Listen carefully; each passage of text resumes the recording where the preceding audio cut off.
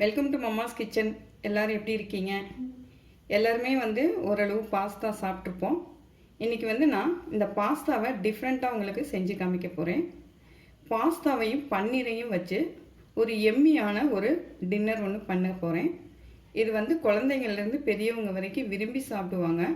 இதை எப்படி பண்ணுறதுங்கிறத நம்ம பார்ப்போம் வாங்க. பாஸ்தா ஒரு கப் அளவுக்கு எடுத்திருக்கேன். இந்த பாஸ்தாவை வேக வைக்கிறதுக்கு கொஞ்சம் தண்ணி எடுத்திருக்கேன். தண்ணி அளவுலாம் கிடையாது. இந்த பாஸ்தா முழுகிற அளவுக்கு நீங்கள் தண்ணி எடுத்துக்கிட்டால் போதும். அதில் வேகணும் இல்லையா, அதனால் இந்த தண்ணியில் ஒரு ஸ்பூன் அளவுக்கு நம்ம ஆயில் விட்டுக்கலாம். கொஞ்சமாக உப்பு போட்டுக்கலாம். இது நல்லா மிக்ஸ் பண்ணி விடுங்க. உப்பு நல்லா கரையட்டும். கரைஞ்சிட்டு அந்த தண்ணி நல்லா கொதித்து பபிள்ஸ் வரும். அப்போ நம்ம பாஸ்தா போடணும். இப்போ தண்ணி கொதித்து பபிள்ஸ் மாதிரி வருது. அந்த பபிள்ஸ் மேலே ஒவ்வொன்றா எழும்புது. இப்போ கரெக்டான ஸ்டேஜ். நம்ம இந்த பாஸ்தாவை அதில் போட்டுக்கலாம். இது வேகட்டும். ஒரு 5 நிமிஷமாச்சு வேகணும். பாஸ்தா வெந்துட்டுருக்கு. அந்த பாஸ்தா 5 நிமிஷம் வேகிறதுக்குள்ளே நம்ம ஒரு மிக்ஸி ஜார் எடுத்துட்டு ஒரு 7-8 பல் பூண்டு நம்ம சேர்த்துக்கலாம்.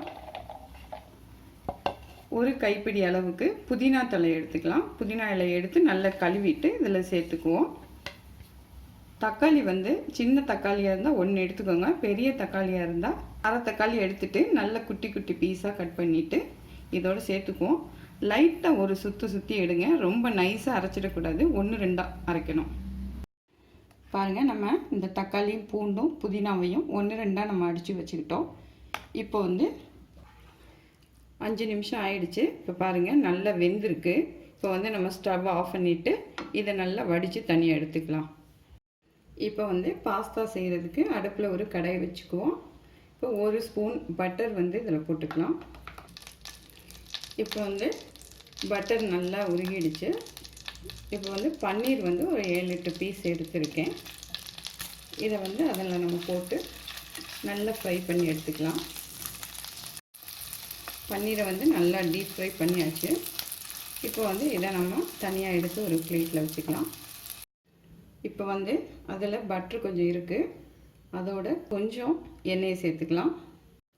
இப்போ ஆயில் சூடானோடனே ஒரு மீடியம் சைஸ் பெரிய வெங்காயம் எடுத்துகிட்டு சின்ன சின்ன பீஸாக கட் பண்ணி வச்சுருக்கேன். அதை நம்ம இதில் சேர்த்துக்கலாம். இது நல்லா கிண்டி எடுத்துக்கலாம். ஆனியன் நல்லா கோல்டன் ப்ரௌன் ஆகிடுச்சு.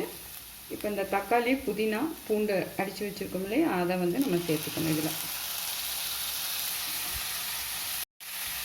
இந்த பச்சை வாசனை போகிற அளவுக்கு நம்ம வதக்கிக்குவோம். பச்சை வாசனை போகிற அளவுக்கு நல்லா கிளறி விட்டாச்சு. இப்போ நம்ம அந்த தண்ணியை வடிகட்டி வச்சுருக்க பாஸ்தாவை சேர்த்துக்கலாம்.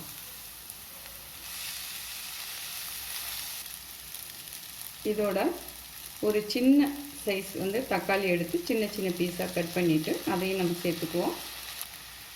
இதுக்கு தேவையான அளவு கொஞ்சமாக உப்பு போட்டுக்கோங்க. ஏன்னா ஏற்கனவே உப்பு போட்டு நம்ம பாஸ்தாவை வேக வச்சுருக்கோம். இந்த தக்காளி மசிஞ்சு வர அளவுக்கு நம்ம கிண்டிக்கலாம். லைட்டாக கிண்டுங்க. இப்போ கொஞ்சம் போல், அதாவது ஒரு அரை ஸ்பூன் அளவுக்கு காஞ்ச மிளகாயை அடித்த அந்த தூள், அரை ஸ்பூன் பெப்பர் தூள் போட்டுட்டு நல்லா கிளறி விடுவோம்.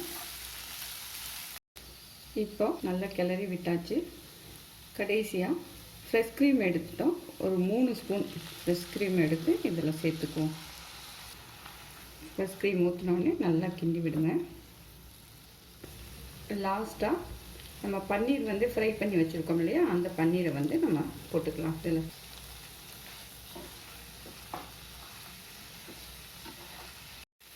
பன்னீர் போட்டுட்டு ஒரு 2 நிமிஷம் நல்லா கிளறி விடுங்க. எல்லாமே நல்லா அந்த பாஸ்தாவோட மெர்ஜ் ஆகி நல்லா சூப்பராக இருக்குது. நம்மளோட க்ரீமி பன்னீர் பாஸ்தா ரெடி ஆயிடுச்சு. இப்போ நம்ம ஸ்டவ் ஆஃப் பண்ணிக்கலாம். இது ரொம்ப ரொம்ப டேஸ்ட்டாக இருக்கும். குழந்தைங்கள்லாம் ரொம்ப விரும்பி சாப்பிடுவாங்க. இதே மாதிரி நீங்களும் வீட்டில் ட்ரை பண்ணி சாப்பிட்டு பாருங்கள். பிடிச்சிருந்தா கமெண்ட் பண்ணுங்கள். நல்லா சாப்பிடுங்க, ஆரோக்கியமாக இருங்க, சந்தோஷமாக இருங்க. மீண்டும் ஒரு புது ரெசிப்பியில் உங்களை சந்திக்கிறேன். நன்றி.